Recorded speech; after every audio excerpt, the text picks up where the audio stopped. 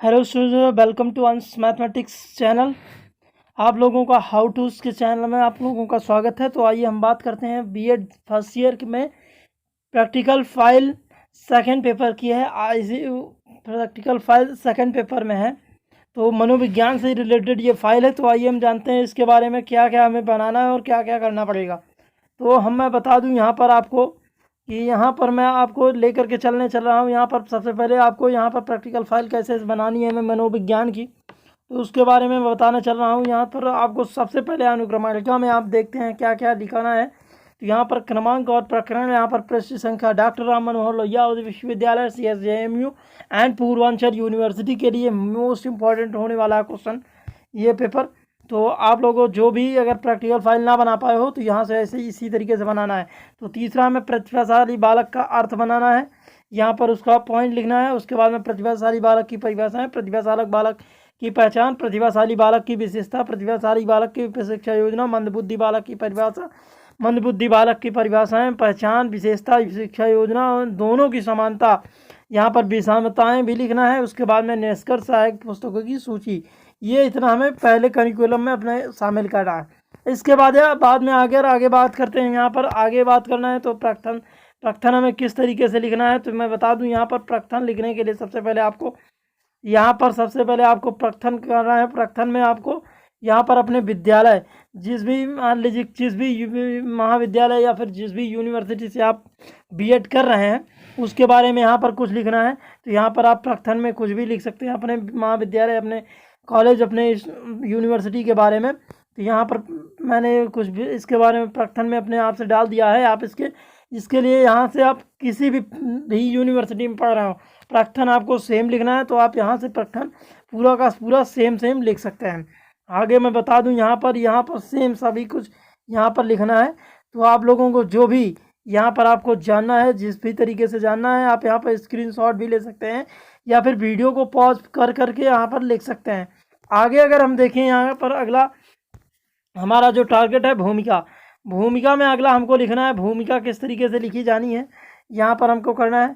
तो मैं बता दूं भूमिका के लिए यहाँ पर आपको आप यहाँ पर लिख भी सकते हैं। यहाँ पर एक बुक है, वहाँ से लिख सकते हैं। प्रैक्टिकल फाइल की जो भी आती है वहाँ से बुक से भी लिख सकते हैं और यहाँ से भी आप स्क्रीनशॉट ले करके यहाँ से भी कर सकते हैं।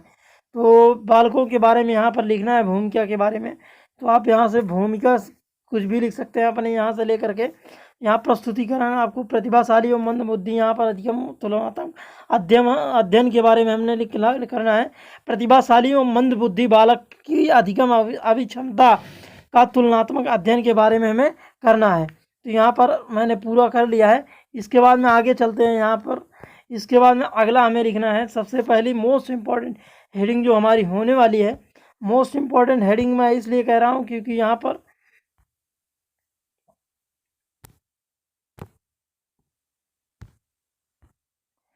पर ये मोस्ट इम्पॉर्टेंट हेडिंग होने वाली है अभिक्षमता बालक, प्रतिभाशाली बालक का अर्थ।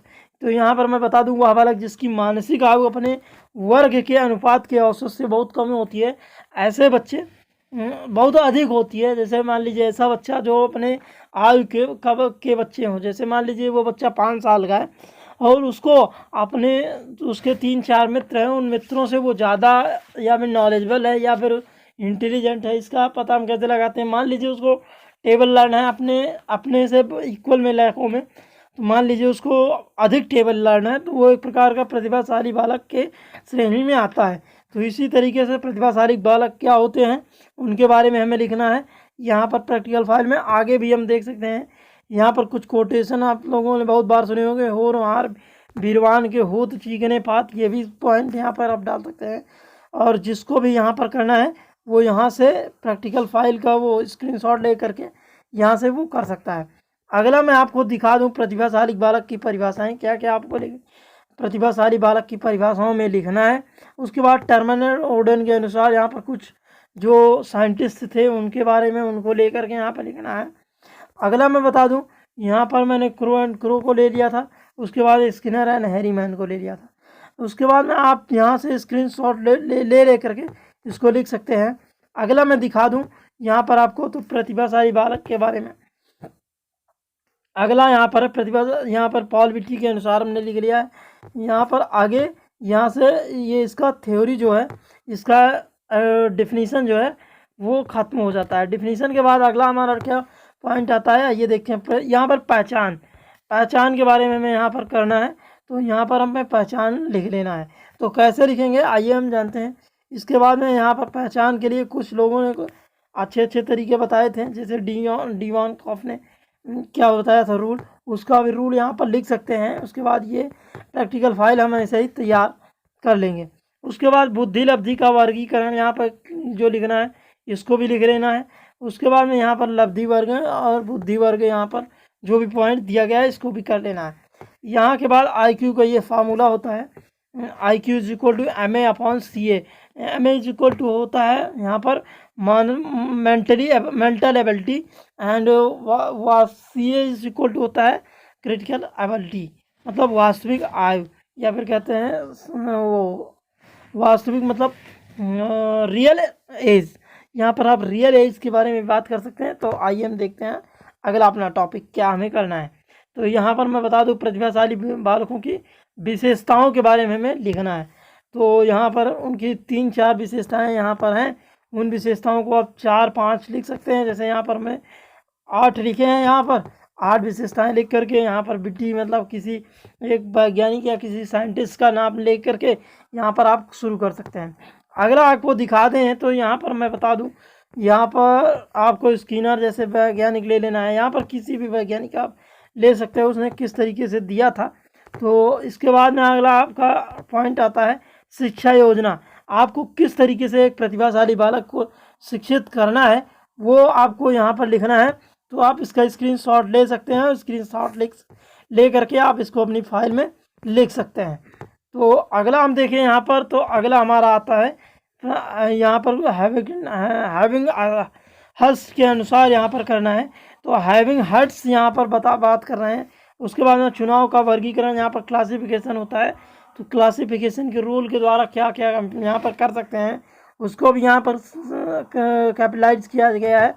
अगला हम अगर देखें तो विशेष कक्षाओं का प्रबंध भी हम कर सकते हैं। इन लोगों के जो प्रतिभाशाली बालक हैं उनके लिए विशेष कक्षाओं का प्रतिबंध भी किया जाना चाहिए। एक प्रकार से प्रबंध मतलब प्रतिबंध नहीं होता है, प्रबंध होता है। तो अगला मैं बता दूं सामान्य बालकों से मिलने का अवसर दें, मतलब इनको हमेशा समाज के साथ रहना है, समाज में ही रहना है।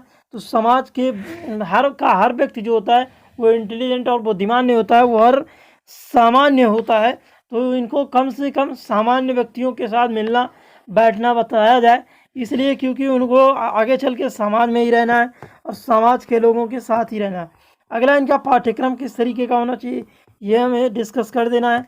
उसके बाद शिक्षा पद्धति इनकी कैसी होनी चाहिए और यहाँ पर व्यक्तिगत ध्यान देना है। यहाँ पर कुछ पॉइंट हैं, जैसे यहाँ पर हमने आपको बता दिया है। अगला मैं बता दूं यहाँ पर योग्य अध्यापकों से संपर्क रखना भी इनको ज़रूरी होता है, क्योंकि अगर योग्य अध्यापक नहीं रहेंगे तो इनको योग्य शिक्षा नहीं मिल पाएगी। अगला बता दें इनके पाठ्यांतर क्रियाओं का आयोजन भी करना चाहिए, क्योंकि इनको जैसे मैं बता दूं किसी भी जैसे सामाजिक कार्यों में काम करने का यहाँ पर अवसर मिलना चाहिए। अगला बात करें वाचनालय तथा पुस्तकालय के बारे में, यहाँ पर पुस्तकालय इनको भी प्रोवाइड करवा देना चाहिए। तो यहाँ पर पुस्तकालय इनको प्रोवाइड करवाना है ज़रूरी। तो अगला अगर हम बात करें यहाँ पर अगला पॉइंट हमारा क्या हो सकता है, तो अगला पॉइंट है हमारा संस्कृति शिक्षा की देन, मतलब इनको एक प्रकार से संस्कृति जो हमारी है उसकी भी शिक्षा देना है, क्योंकि यहाँ पर इनको सामाजिक स्तर पर काम करना है। तो ये रहा हमारा टॉपिक। अगला टॉपिक देखते हैं मंद बुद्धि बालकों का अर्थ। मंद बुद्धि बालक क्या होते हैं, इनका डिफिनीशन हमें यहाँ पर लिखना है। तो इसका भी आप स्क्रीनशॉट ले करके आप यहाँ पर लिख सकते हैं। तो यहाँ पर मापना किस तरीके से हम इसको मापते हैं, शैक्षिक मान्यता और बौद्धिक मान्यता दोनों तरीके का हो सकता है। तो यहाँ पर किसी किसी को 1 होता है या किसी किसी को 2 हो सकता है। अगला अगर हम बात करें यहाँ पर देखें तो यहाँ पर इसका परिभाषा लिखना है। तो यहाँ पर परिभाषा की बात करते हैं तो यहाँ पर मंद बुद्धि बालकों की परिभाषा लिखना है JDPH के अनुसार क्या इन्होंने कहा था। यहाँ पर इनका भी स्क्रीनशॉट ले सकते हैं। उसके बाद मेंटल डिफिशियंसी एक्ट के अनुसार यह था इंग्लैंड में हर व्यक्ति को यहाँ पर मानसिक चोट या किसी कारण से जो मेंटल एबिलिटी हो जाती है उससे बचाने के लिए ये लाया गया था एक्ट। तो इसके बारे में भी यहाँ पर कुछ रूल दिया गया था। तो यहाँ पे आप इसको भी लिख सकते हैं, क्रो एंड क्रो के शब्दों के इंसान, crow and crow is a name of scientist, या फिर मैं बता दूँ मनोविज्ञान चिकित्सक थे एक प्रकार से। तो इन्होंने कुछ डिफिनीशन दिए थे, उस डिफिनीशन को भी यहाँ पर मेंशन कर सकते हैं। अगला पोलक एंड पोलक के अनुसार भी हम यहाँ पर कुछ इन्होंने रूल दिया था जिनका हम यहाँ पर यूज़ कर सकते हैं। अगला यहाँ पर कुछ तरीके हैं जो आपको बताना है, जैसे पेज के अनुसार या स्किनर के अनुसार, या फिर आपको बात करें यहाँ पर आपका समाप्त हो चुका है ये।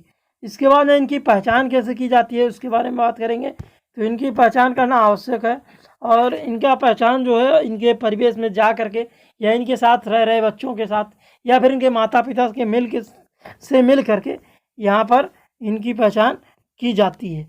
या फिर मैं बता दूं आप इनका टेस्ट भी IQ टेस्ट ले करके भी इनकी पहचान कर सकते हैं। अगला यहाँ पर देखिए मंदबुद्धि बालकों की विशेषता यहाँ पर आपको लिखनी है। मंदबुद्धि बालकों की विशेषता के बाद क्रो एंड क्रो के अनुसार यहाँ पर लिखना है, स्किनर के अनुसार यहाँ पर लिखना है। तो यहाँ पर आप देख चुके हैं। यहाँ पर अगला आपको बता दें मंदबुद्धि बालक की शिक्षा योजना के बारे में लिखना है। सामाजिक प्रशिक्षण इनको किस तरीके से दिया जाता है। अगला आर्थिक प्रशिक्षण इनको बारे में कहते हैं। व्यक्तिगत छात्र प्रशिक्षण एवं छात्र संख्या लिखना। विशिष्ट कक्षाएं इनको उपलब्ध करवानी है। तो आप इसका स्क्रीनशॉट ले करके अपनी फाइल में लिख सकते हैं। अगला यहाँ पर देखें इनका कार्यक्रम किस तरीके का होना चाहिए। तो यहाँ पर इनके कार्यक्रम के बारे में बात की गई है, या फिर इनकी देखभाल का प्रशिक्षण के बारे में बात की गई है। तो यहाँ पर इन लोगों का बात हो चुका है। उसके बाद में इनका बात करते हैं मंदबुद्धि और प्रतिभाशाली बालकों में क्या क्या समानताएं होती हैं, कौन कौन सी समानताएं होती हैं, उसके बारे में बात कर देते हैं। तो यहाँ पर मैं बता दूँ कुछ पॉइंट दिए गए हैं, आप भी इन्हें अपनी फाइल में स्क्रीनशॉट ले करके लिख सकते हैं। तो यहाँ पर मैं बता दूँ 7-8 पॉइंट दिए गए हैं। उसके बाद में अगर बात करें यहाँ पे विशेषताएं क्या होती हैं, विषमताएं मतलब इनके बीच में अंतर क्या होता है, ये बात करते हैं। तो यहाँ पर भी लगभग 7-8 पॉइंट दिए गए हैं, उन पॉइंट को यहाँ पर लिख लेना है। उसके बाद मंदबुद्धि बालक में के अंदर क्या क्या विषमताएं होती हैं इनकी, इसका भी लिख लेना है। उसके बाद में अगर बात करें हम यहाँ पर इनके निष्कर्ष और कंक्लूजन, ये जो रिसर्च आप लोग करेंगे, इस रिसर्च के बाद आप किस निष्कर्ष पर पहुँच रहे हैं या फिर कौन सा निष्कर्ष आपको प्राप्त हो रहा है, उसके बारे में हमें लिखना है। तो यहाँ पर इसका भी स्क्रीनशॉट ले सकते हैं। अगला मैं बात करूँ तो यहाँ पर इसका समाप्त हो चुका है यहाँ पर PDF। तो यहाँ पर आपकी फाइल जो है मनोविज्ञान की फाइल है जो कंप्लीट हो चुकी है। ये सेकंड पेपर में डॉक्टर राम मनोहर लोहिया अवध विश्वविद्यालय एंड जितने भी ईयरली वाइज पेपर लिए जाते हैं जिस यूनिवर्सिटी में, उस यूनिवर्सिटी के लिए रामबाण इलाज है। तो आगे हम मिलते हैं नए वीडियो में नए प्रैक्टिकल फाइल के साथ। तब तक के लिए थैंक यू, बाय बाय। अगर आप चैनल पर नए हैं तो सब्सक्राइब कर दीजिएगा, अगर वीडियो अच्छा लगा तो लाइक कर दीजिएगा। मिलते हैं नए वीडियो में, तब तक के लिए धन्यवाद।